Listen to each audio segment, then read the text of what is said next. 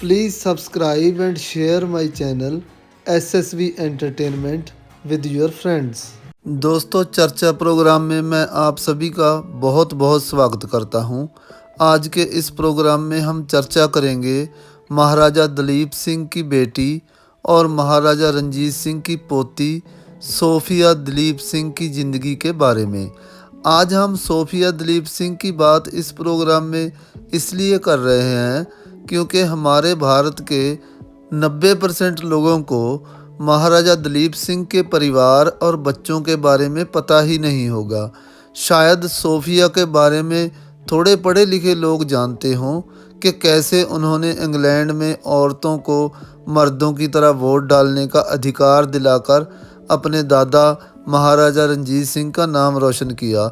दोस्तों, हमारे भारत में तो सिर्फ कोहिनूर हीरे की दुहाई ही सुनाई देती है, जिसे सोफिया के पिता महाराजा दलीप सिंह ने महारानी विक्टोरिया को तोहफे में दे दिया था, पर उसके बच्चों की कभी भी किसी न्यूज़ चैनल या किताबों में जिक्र नहीं होता। पर हम कोहिनूर हीरे, दलीप सिंह और महाराजा रंजीत सिंह पर कभी अलग से प्रोग्राम बनाकर आपको जानकारी देंगे। अब वापस सोफिया दलीप सिंह पर आते हैं, पर उससे पहले प्लीज़ आप मेरे चैनल को सब्सक्राइब तो कर ही लो, ताकि हम आपको ऐसी ही और भी जानकारियां दे सकें। दोस्तों के साथ इस प्रोग्राम को शेयर भी कर देना। लाइक करने के साथ साथ कमेंट्स में भी बताइएगा किस किस को सोफिया दलीप सिंह के जीवन के बारे में पहले से जानकारी थी। तो चलिए दोस्तों, सोफिया का पूरा नाम प्रिंसेस सोफिया अलेक्जेंडरनोवा दलीप सिंह था। उनका जन्म 8 अगस्त 1876 को यूनाइटेड किंगडम में हुआ। उनके पिता महाराजा दलीप सिंह उस समय अपना सिख एम्पायर अंग्रेज़ों को हार गए थे और उन्हें बाइज्जत इंग्लैंड में लाकर रखा गया था। और सोफिया की मां का नाम बाम्बा मुल्लर दलीप सिंह था, जो आधी जर्मन और आधी इथोपिया की थी, क्योंकि उसकी मां और बाप वहां से थे। पर माम्बा दलीप सिंह को क्वीन विक्टोरिया ने अपनी मुंह बोली बेटी बनाकर रखा हुआ था और उनके और महाराजा दलीप सिंह के कुल 10 बच्चे हुए, उनमें 6 ही बच पाए। सोफिया उनमें से ही एक थी। सोफिया का नाम उसकी नानी के परिवार से सोफिया और मुंह बोली माँ यानी क्वीन विक्टोरिया, जिनका पूरा नाम अलेक्जेंड्रीना विक्टोरिया था, तो उनके नाम का अलेक्जेंड्रीना जोड़कर सोफिया अलेक्जेंड्रीना रखा गया।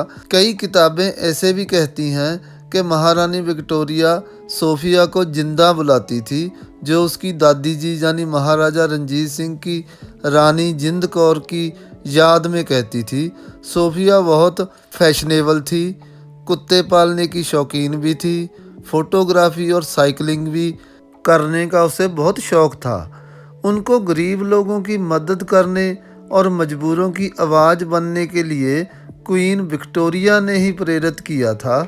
महाराजा दलीप सिंह की मौत के बाद सोफिया एक बार 1903 में सिख राज को रिप्रेजेंट करने के लिए दिल्ली दरबार की एक मीटिंग में भी गई थी, पर वहाँ उनको लोगों ने बहुत इग्नोर किया, जिससे उनको बहुत धक्का लगा।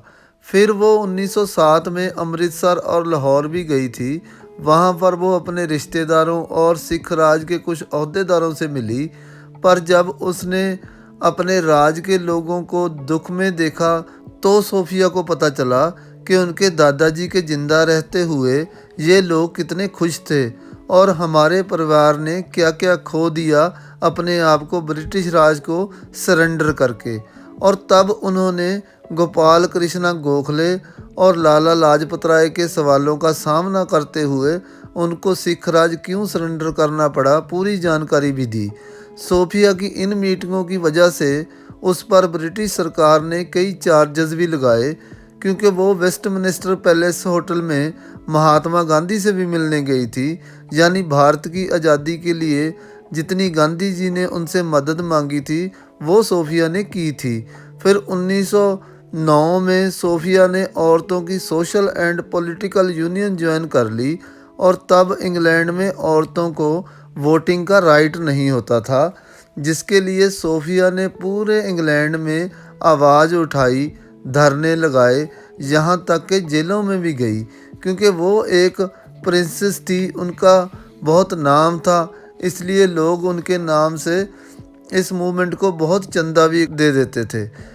और सोफिया ने इंग्लैंड गवर्नमेंट को किसी भी प्रकार का टैक्स देने से मना कर दिया और बाकी औरतों को भी टैक्स ना देने की अपीलें करने लगी, जिससे तब के किंग जॉर्ज फाइव बहुत गुस्सा हुए, जिसके लिए उन्होंने उसका प्रिंसेस का खिताब और घर जो क्वीन विक्टोरिया ने उन्हें उनके ख़ानदान की इज्जत के लिए दिया था वो भी छीन लिए।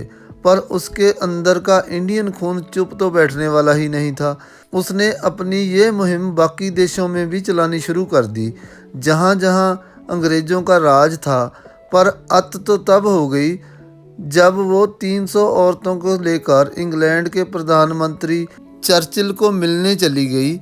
उसने मिलने से मना कर दिया, पर जब वो वहाँ धरना देकर बैठ गई तो उन पर लाठियाँ बरसाई गई, जिसमें सोफिया दलीप सिंह के साथ साथ और भी बहुत औरतें जख्मी हो गई। उस दिन को इंग्लैंड में ब्लैक फ्राइडे के तौर पर आज भी मनाया जाता है। इसके बाद तो उसने सरकार के खिलाफ मोर्चे ही खोल दिए। उसने किसी भी तरह का टैक्स और कोर्ट्स की तरफ से हुए फाइन वगैरह देने से साफ मना कर दिया। सोफिया दलीप सिंह का तर्क यही था, काम औरतें मर्दों जितना ही करती हैं, टैक्स भी मर्दों जितना ही देती हैं, फिर कौन कितना टैक्स देगा उसका फैसला या कानून मर्दों के द्वारा चुनी हुई सरकार क्यों बना सकती है। औरतों को भी वोट देने का हक हो और वो भी इलेक्शन जीत कर ये सारे कानून बना सकती हैं। टैक्स लेना है तो उनको कानून बनाने में औरतों की भागीदारी बराबर होनी चाहिए। जब उसके ऊपर जुल्मों की कहानियाँ और औरतों के हक़ों के लिए डटी रहने की कहानियों की खबरें दूर दूर तक पहुँचने लगी तो पूरे इंग्लैंड की औरतें उसके हक़ में आ गई और सभी ने टैक्सेस और फाइन्स देने से साफ साफ मना कर दिया। कुछ समय के लिए तो सरकार इनको जेलों में डालकर डंडे मारकर किसी तरह काम चलाती रही, पर एक दिन सोफिया दलीप सिंह के आगे झुकना ही पड़ा और अंत में 1928 को इंग्लैंड में इक्वल फ्रेंचाइजी एक्ट बना दिया गया, जिसका मतलब था कि अब औरतों और मर्दों को 21 साल की उम्र के होने के बाद वोट डालने का अधिकार मिलता है। साथ साथ औरतें किसी भी ओहदे के लिए इलेक्शन भी लड़ सकती हैं। उनकी इस औरतों को बराबरी दिलाने की लड़ाई को इंग्लैंड की औरतें हमेशा याद रखेंगी। तो दोस्तों, इस भारत के शेर महाराजा रंजीत सिंह की पोती ने पूरे इंग्लैंड की सरकार को अपने सामने झुकाकर सिर्फ इंग्लैंड की औरतों को ही हक नहीं दिलाए, बल्कि इस मुहिम का असर पूरी दुनिया पर हुआ। तो कुल मिलाकर सिखों को कोई भी मिशन दे दो, वो पूरा करने के लिए अपने घर तख्तो ताज तक कुर्बान कर देते हैं, पर मिशन पूरा करके ही छोड़ते हैं। मुझे बड़े अफसोस के साथ कहना पड़ रहा है कि भारत की आज़ादी के लिए उन्होंने महात्मा गांधी जी की मदद भी की। सोफिया दलीप सिंह ने दुनिया में औरतों के लिए आवाज़ भी उठाई, पर आज तक भारत में मैंने नहीं सुना कि किसी ने उनका नाम तक भी लिया हो। अगर आज भारत और बाकी दुनिया में औरतों को वोट डालने का अधिकार मिला है तो उसकी शुरुआत सोफिया दलीप सिंह ने ही की थी।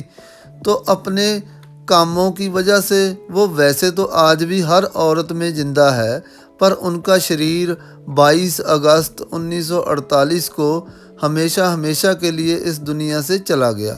पर हम उनकी इन कुर्बानियों के लिए उनको सैल्यूट करते हैं, क्योंकि वो अपनी ज़िंदगी ऐशो आराम से काट सकती थी, क्योंकि उनको प्रिंसेस का रुतबा था। क्वीन विक्टोरिया ने उसे अपनी मुंह बोली बेटी बनाया हुआ था, पर इस भारतीय शेरनी ने सारे सुख त्याग करके वो करके दिखाया जो रहती दुनिया तक याद रहेगा। तो दोस्तों, ये थी सोफिया दलीप सिंह की ज़िंदगी की कहानी। अब मुझे इजाज़त दीजिए, कल मुलाकात होगी किसी दूसरे प्रोग्राम में। तब तक आप अपना और दूसरों का ख्याल रखिएगा। बाय बाय, टेक केयर दोस्तों।